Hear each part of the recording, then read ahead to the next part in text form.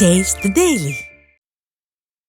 ஈரோடு மாவட்டம் கோபிசெட்டிப்பாளையம் அருகே சாய சலவை ஆலை விரிவாக்கத்தை ரத்து செய்ததில் முக்கிய பங்கு வகித்த முன்னாள் அமைச்சர் செங்கோட்டையனுக்கு விவசாயிகள் நன்றி தெரிவித்தனர். கொடிவேரியில் உள்ள சாய சலவை ஆலை விரிவாக்கம் செய்யப்பட்டால் விவசாயம் பாதிக்கப்படும் என கூறி அதிமுக முன்னாள் அமைச்சர் செங்கோட்டையன் சட்டமன்றத்தில் சிறப்பு தீர்மானம் கொண்டு வந்தார். இதையடுத்து விவசாயிகள் முன்னாள் அமைச்சர் செங்கோட்டையனை சந்தித்து மாலை மற்றும் பச்சை துண்டு அணிவித்து நன்றியை தெரிவித்தனர்.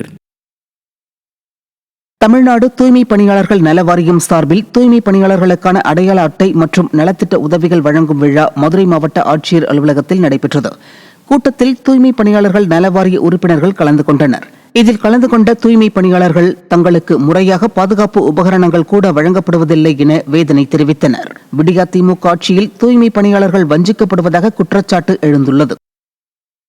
பல வார்டுகள்ல இருக்கு. மாநகராட்சியில் எடுத்தீங்கன்னா கிட்டத்தட்ட 100 வார்டுகள்ல ஒரு சரிபாதி வார்டுகள்ல அதாவது சட்டத்தில் சொல்லப்பட்ட விஷயங்களே நிர்வாகம் செய்து கொடுக்கவில்லை என்பதுதான் பிரச்சனை. சட்டத்தில் சொல்லப்பட்டுள்ள ஒரு தொழிலாளிகள் பணிபுரியக்கூடிய இடத்துல ஒரு 30 தொழிலாளிகள் பணிபுரிந்தாலே அங்கு அடிப்படை வசதிகள் இருக்கணும், கழிப்பறை வசதி இருக்கணும், குடிநீர் வசதி இருக்கணும், தங்குவதற்கான ஓய்வறை வசதி இருக்கணும், கேன்டீன் இருக்கணும், உடைமாற்றும் அறை இருக்கணும், பாலூட்டும் தாய்மார்களுக்கான தனியார், இவ்வளவும் சட்டத்தில் சொல்லப்பட்டிருக்கு ஒப்பந்த தொழிலாளர்கள் முறைப்படுத்தல் சட்டத்துல. ஆனா எந்த ஒரு ஒப்பந்தமும் சட்டமும் இங்க கடைபிடிக்கப்படுவதில்லை. திருவள்ளூர் மாவட்டம் ஆவடி பழைய பேருந்து நிலையத்தை அகற்றும் பணி முறையான பாதுகாப்பு அம்சங்களுடன் நடைபெறாததால் பயணிகள் விபத்தில் சிக்கும் அபாயம் ஏற்பட்டுள்ளது. ஆவடியில் புதிய பேருந்து நிலையம் கட்டப்பட உள்ளதால் பழைய பேருந்து நிலையம் அகற்றும் பணி நடைபெற்று வருகிறது.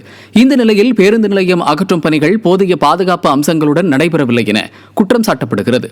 திறனற்ற ஸ்டாலின் அரசின் அதிகாரிகளின் அலட்சியத்தால் உயிர் சேதம் ஏற்படும் அபாயம் ஏற்பட்டிருப்பதாக மக்கள் குற்றம் சாட்டுகின்றனர். கடலூர் மாவட்டம் ஸ்ரீமுஷ்ணத்தில் உள்ள பூவராக சுவாமி கோவில் தெப்பக்குளத்தை விடிய அரசின் அறநிலையத்துறை முறையாக பராமரிக்கவில்லை என குற்றச்சாட்டு எழுந்துள்ளது. கோவில் தெப்பக்குளத்தில் தினமும் நூற்றுக்கணக்கான பக்தர்கள் புனித நீராடி வருகின்றனர். இக்குளத்தில் மீன்கள் இறந்து மிதப்பதால் துர்நாற்றம் ஏற்பட்டு பக்தர்கள் அவதியடைந்து வருகின்றனர். நிர்வாக திறனற்ற ஸ்டாலின் ஆட்சியில் அறநிலையத்துறை அதிகாரிகள் ஆழ்ந்த தியானத்தில் இருப்பதால் கோவில் குளங்களை முறையாக பராமரிப்பதில்லை என மக்கள் குற்றம் சாட்டுகின்றனர்.